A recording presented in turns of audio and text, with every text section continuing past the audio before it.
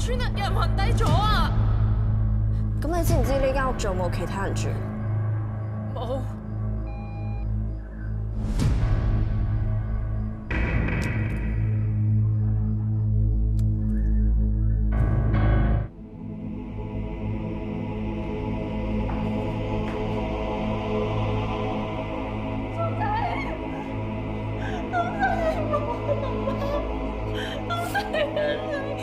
救護員懷疑張少聰食蔗嘅時候，蔗渣落錯氣管，引致窒息。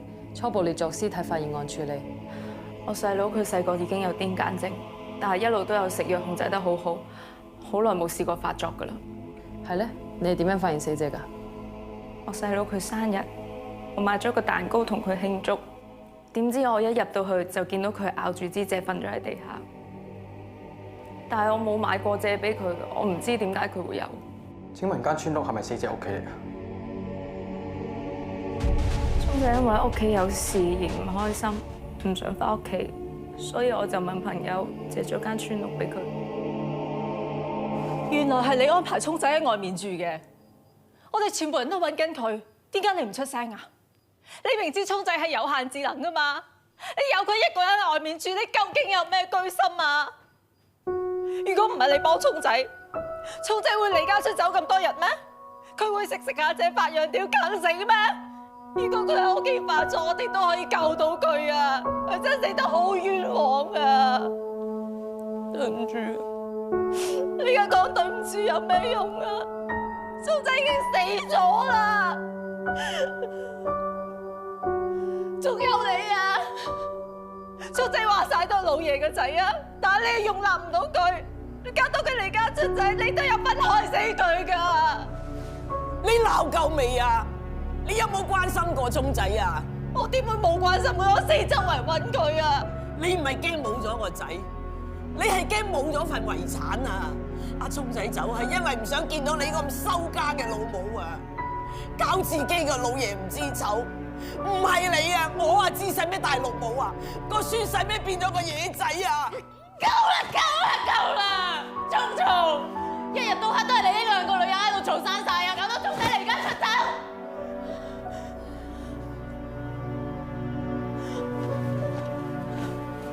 見咗嘅，聰仔隻錶咧？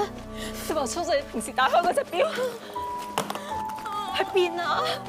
頭先救護員望聰仔急救嗰陣時，佢隻錶個錶帶斷咗，跌咗落地，我執咗擺咗落袋啊！點解而家冇咗嘅？隻錶係我送俾聰仔18歲嘅生日禮物嚟㗎，好有紀念價值嘅，我揾翻佢出嚟㗎。真係唔見咗啊！聰仔已經死咗，而家連隻錶都冇埋。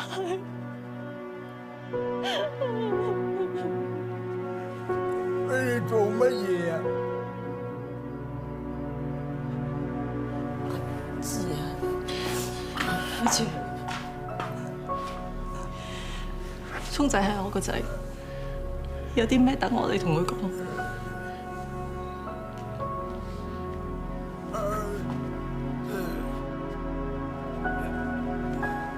我哋係咪嘈親你啊？上返去。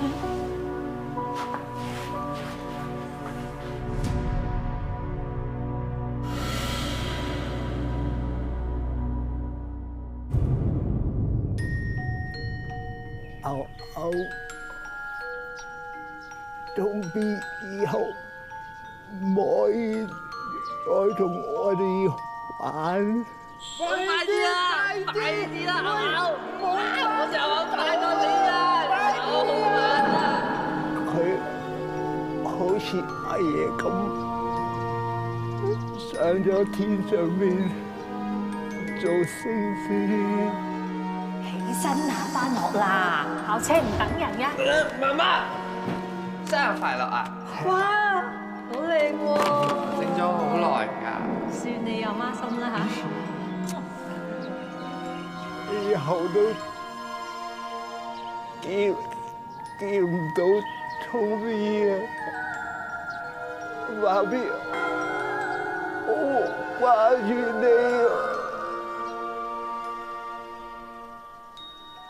啊！阿芝啊，你唔好喊，唔好傷心啦。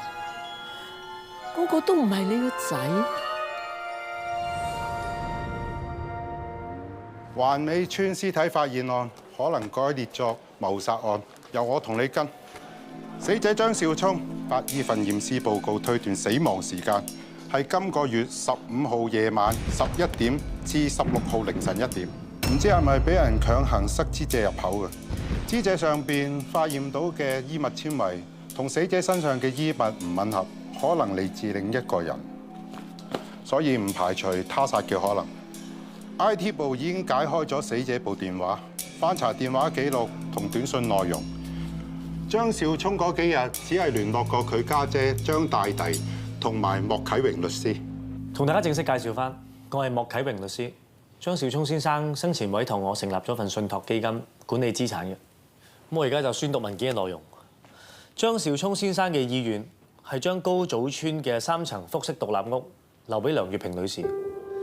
不過附帶條件係鄧淑嫻女士同埋張宏志先生8年歸老之後，梁月平女士先至可以放租或者出售。至於餘下大概7000萬嘅資產，會用作穩健嘅投資，咁所得嘅收益會用嚟照顧張家各人，每個月以生活費嘅方式支付。咁以下就會用港幣計算：鄧淑嫻女士5萬，梁月平女士5萬，張宏志先生3萬，直至終老。文件張少聰先生已經簽咗名㗎啦。咪住，聰仔佢不嬲都唔識理財嘅，佢點會識得搞呢啲咩信託基金啊？係咪有人教佢㗎？佢點樣識得揾到你嘅？係張少聰先生主動聯絡我嘅。咁至於點解佢要成立呢份信託基金，我都唔太清楚。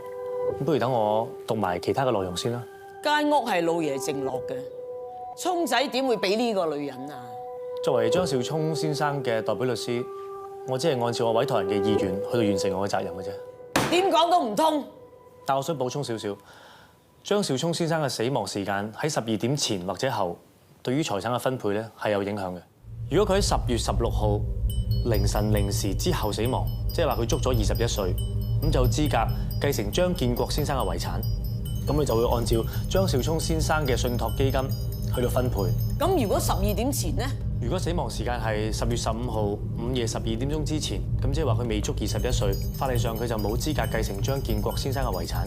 咁根據冇遺囑者遺產條例規定，50% 會分俾配偶，其餘嘅50% 就會子女平均分配。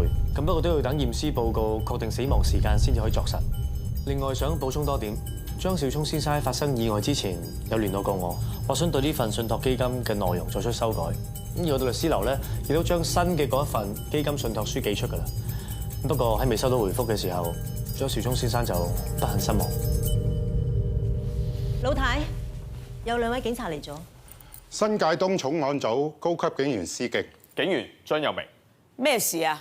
張少聰喺環美村村屋死亡案件，法醫已經出咗驗屍報告，唔排除有他殺可能，所以想請大家翻去警署協助調查。